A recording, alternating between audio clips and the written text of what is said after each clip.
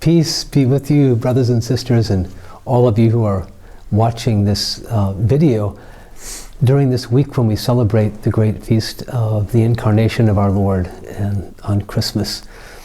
It's a pleasure to be with you here in the Friary.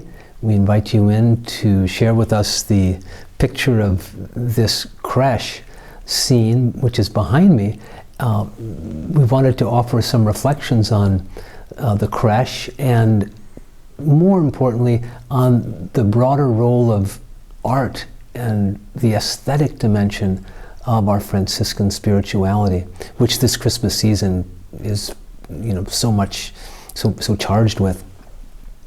The first creche scene, as many of you already know, was depicted by St. Francis himself back in the early 12th century in a little village called Greccio in central Italy. And the passion that Francis had for communicating the meaning of God taking on human flesh through his mother Mary was so strong in Francis that his artistic gifts came forward, and he, we're told, was a great musician, but also a great dramatist and a great artist as well. And so this creche scene invites us artistically into this sacred and holy moment when the Word became flesh, as we hear in John's Gospel. Father Larry is here with me with a couple of artistic images that have been very meaningful in his life over the years. And Father Larry is going to talk to us a little bit about these icons. First of all, Dan, it's always a joy to be with you now and then in the special time, and to be with all of our brothers and sisters in the parish and beyond in this very, very special time. So blessings on you in this very holy season. I think as we look at that image of the creche scene and St. Francis establishing that in Greccio, he first wanted to establish with the people that Christ became in human form, that he really depicted that, and that became a very, very central aspect of his own spirituality and appreciation for the divine Word becoming flesh. And so we look at that idea of God becoming one with us in our human nature. And so icons, and I have two icons here before me that are very precious to me. One you would probably recognize, the other you might not recognize. But an icon is a representation of God in some way taking on human flesh or taking on the human form. And that is what an icon is to represent. First of all, the background of an icon is gold. And it's usually gold leaf, very expensive gold leaf, to represent that's God. And then this is the face of God, whatever is the image of the icon. This is an icon here that is very precious to me because this was developed by an artist named Robert Lenz, a Franciscan, and it was made for the Mescalero Apache people when I was there working with them. And the image itself represents Christ as an Apache person. And this was the first image that Robert Lenz ever did of depicting Christ in a human form other than Jesus of Nazareth. And so this was very, very special to us. Again, this is an Apache person, and this is referred to as Begigu we undone, which is the Apache language. The Apache language is very descriptive. It uses adjectives. And so Begigu we undone means the one who holds you in the palm of his hand. What a beautiful, beautiful image. And so we have these different depictions of Christ coming as Apache. Everything is represented here. He's standing on top of a mountain, which is the holy mountain, Serra Blanca for the Apaches. And he's representing different aspects of Apache traditional life.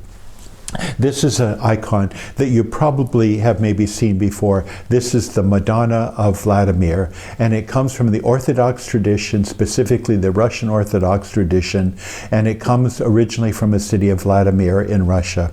And it's very, very special to the Russian people. It's considered one of their masterpieces and their prizes in their culture and in their history. And so it's housed in a museum right now in a church in Moscow. But it represents, once again, the human form of God becoming one with us. And this human form is in the representation of a mother and child, the Madonna and child. And this, of course, is Mary. First of all, as we look at this, I think, first of all, as you're drawn into an image, an icon, you're to see the eyes that are looking at you. Her eyes are looking towards the viewer. And first of all, to notice the tenderness and the beauty of her face. There's just tenderness there. There's gentleness and there's beauty there. And then the normal reaction of a mother and a child, the child is looking at the mother. The normal reaction would be for the mother to look back at the child, but she's not looking at the child. She's looking outside to the viewer.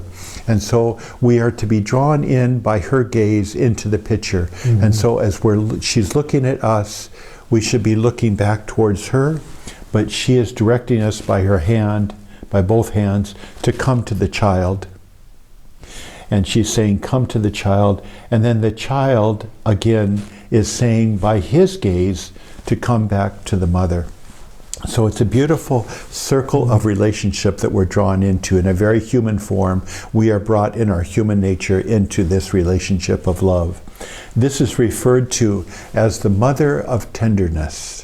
That's another name that's given to us, a Mother of Tenderness.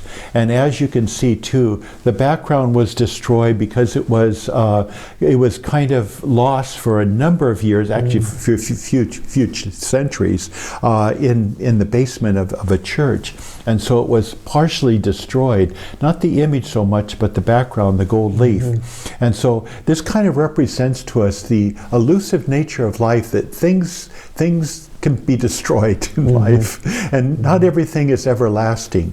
But it represents to us that kind of transitory nature of life, which is a beautiful part of the whole image, what it represents now. And so I ask you to think about these beautiful images as Christ becoming with us in human form, in our human nature. And so on my part, I wish you all a very, very blessed and holy Christmas. And may this new year of 2021 be a time of great, great blessing and great fulfillment and great joy, as well as health and prosperity for all of us. Thank you so much, Larry. And for my part as well, Merry Christmas to all of you. And in this time of our own, well, as the image shows us, vulnerability, may the Christ and his mother draw close to you in love. We'd like to give you a few minutes now just to spend some time with these images of the creche, our Christ as the Mescalero Apache, and our Mother of Tenderness, that you may have some prayer and be drawn more closely into God's love.